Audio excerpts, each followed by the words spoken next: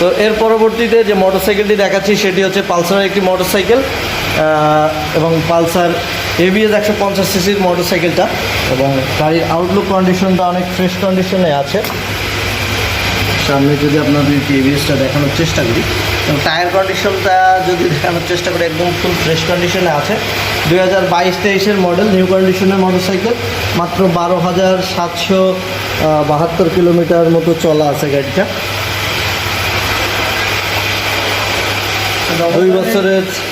2 বছরের জন্য গাড়িটা কিন্তু ব্যাংকড্রপ করা আছে, এবং গাড়িটার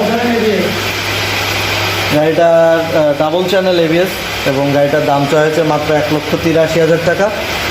ভিডিও দেখে আসলে প্রত্যেকটা গাড়িতে কিন্তু আপনারা বিশেষ একটা ডিসকাউন্ট পেয়ে যাবেন।